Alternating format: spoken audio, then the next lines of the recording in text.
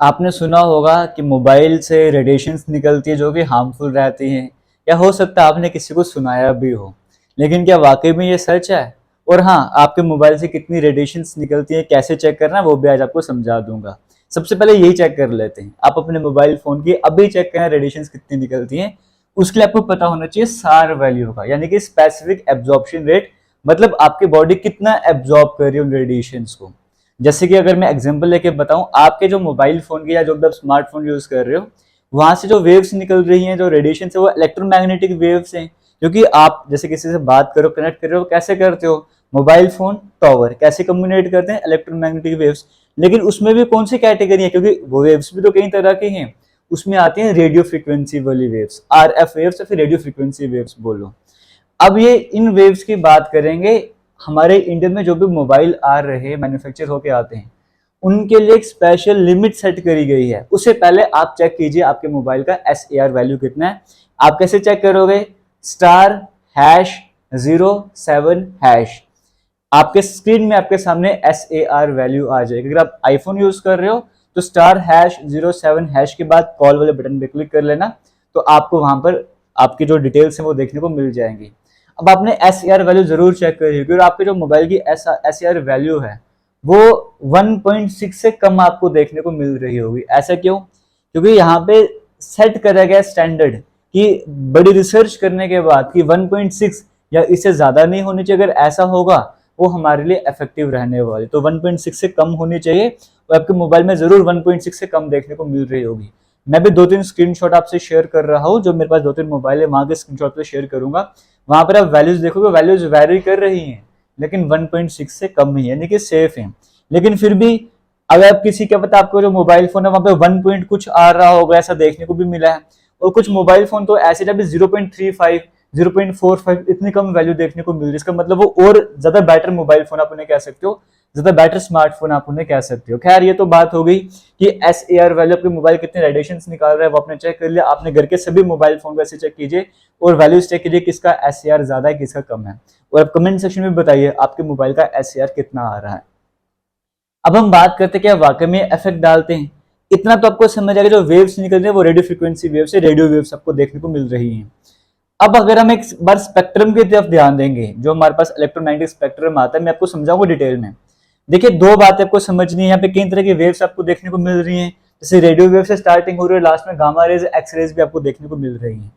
जब आप कभी हॉस्पिटल में किसी तरह से क्लिनिक में जाओगे, तो वहां पे जब भी एक्सरे करा जाता है तो आपको कहा जाता है कि सामने मत आइए, साइड में हो जाए। वो खुद भी छिपकर तो एक्सरे वगैरह करते हैं वहां पे, है ना? क्यों? क्योंकि वो इफेक्टिव रहता है, वो आपकी बॉडी पे इफेक्ट डाल सकता है।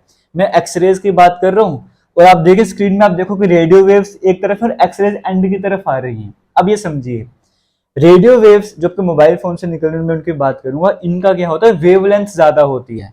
वेवलेंथ इनकी ज्यादा होती है, वेवलेंथ। लेकिन फ्रीक्वेंसी इनकी कम होती है। जिसकी वेवलेंथ ज्यादा होगी उसकी फ्रीक्वेंसी कम होती है। और अब जैसे आगे की तरफ बढ़ते जाओगे, ऑर्डर आपको देखने को मिल रहा होगा, वेवलेंथ कम होती जाएगी लेकिन फ्रीक्वेंसी बढ़ती जाएगी। तो हमारी बॉडी पे जिसने इफेक्ट डाला, obvious सी बात है इन्होंने डालना है, बट ज्यादा इफेक्ट जिसने डालना है वो फ्रीक्वेंसी ने डालना है। अगर ज्यादा फ्रीक्वेंसी हो गई तो ज्यादा इफेक्ट पड़ने वाला है। तो हमने रेडियो वेव्स की बात की, वेवलेंथ ज्यादा, इन सबसे ज्यादा वेवलेंथ रेडियो वेव्स की, लेकिन फ्रीक्वेंसी सबसे कम।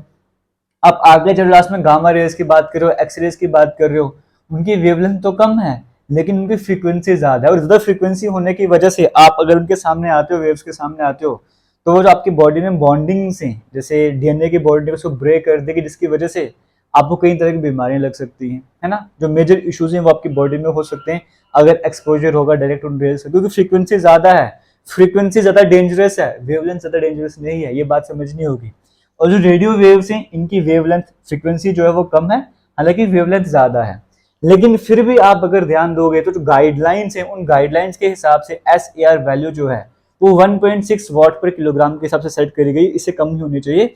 और हमारे पास जितने भी मोबाइल फोन आप देख रहे हो, अपने टेस्ट भी किया होगा, सबकी वैल्यू 1.6 से कम ही देखने को मिल रही है। हालांकि ये वैरी कर रही है, अगर किसी मोबाइल फोन में 0.8 मिल रही है और किसी में 1 पॉइंट कुछ मिल रही है, तो आप चाहते हो कि वो 1 पॉइंट को भी कम करा जाए। तो वो कैसे कम करोगे? आपको जब भी बात वगैरह करते हो, भी कॉन्टेक्ट वगैरह करना फोन से, तो फोन को ज्यादा इफेक्ट कहाँ पे डालते हैं? जबकि हेड, ये दिमाग वाले साइड में डालते हैं, इसलिए टेस्टिंग भी इसके दिमाग के हिसाब से ही करी जाती है।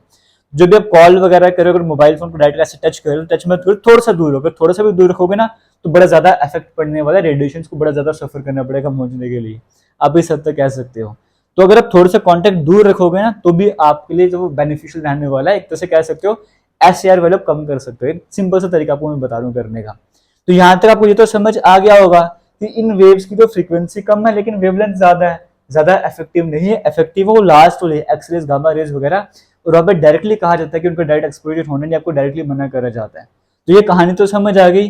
हाँ, ये सब जो है वो इतना इफेक्ट नहीं डाल रहे। इफेक्ट अगर पड़ता है तो किस चीज का पड़ता है, अगर 1.6 से रेंज ज्यादा चली जाएगी तो इफेक्ट पड़ने वाला है। तो हम बोलते हैं मोबाइल फोन डेंजरस है, वो क्यों है? उसके पीछे सबसे बड़ा जो रीजन बनता है वो क्या बनता है, हम मोबाइल फोन ज्यादा यूज करते हैं, जिसकी वजह से क्या होता है, अगर ब्राइटनेस बढ़ाएंगे तो आंखों में इफेक्ट पड़ता है। लाइट बंद करके रात के टाइम पे मोबाइल यूज करेंगे, उसे इफेक्ट पड़ने वाला, आंखों में भी और सिरदर्द भी होने वाला है। आप उसमें कौन सा कंटेंट यूज कर रहे हो, कि नेगेटिव एनर्जी अब्सॉर्ब कर रहे हो या पॉजिटिव एनर्जी अब्सॉर्ब कर रहे हो, अब जो भी कंटेंट वहां पर देख रहे हो। अगर नेगेटिव एनर्जी अब्सॉर्ब करते जाओ डेली तो आप बन क्या रहोगे, नेगेटिव भी बन जाओगे। और शेयर क्या करोगे, शेयर भी नेगेटिव ही करोगे। जो इंसान नेगेटिव है वो पॉजिटिव कैसे शेयर करेगा। और अगर कुछ हद तक पॉजिटिव कंटेंट अपने अंदर एब्जॉर्ब कर रहे हो तो पॉजिटिव रहोगे। तो इस तरह की बातों से आप ज्यादा मोबाइल को इफेक्ट यूज वगैरह करोगे तो हाँ, उसे होने वाला है कि आपको इफेक्ट पड़ने वाला है, माइग्रेन जैसे इश्यूज होंगे या और भी तरह की प्रॉब्लम्स हो सकते हैं। कितना ज्यादा मोबाइल को यूज कर रहे हो, सिंपल सी बात है, उस पर इफेक्ट पड़ता है। कितना एडिक्शन आपको मोबाइल फोन का, वो ज्यादा इफेक्टिव रहने वाला। रेडिएशन का इतना इफेक्ट नहीं पड़ता क्योंकि जो रेंज है उससे कम रेंज पे मोबाइल मैन्युफैक्चर करे जाते हैं। हर एक कंट्री का अपना सिस्टम होता है, अपनी वैल्यू सेट होती है। दूसरी बात, इफेक्ट किसका पड़ रहा है वो मैंने आपको समझा दिया।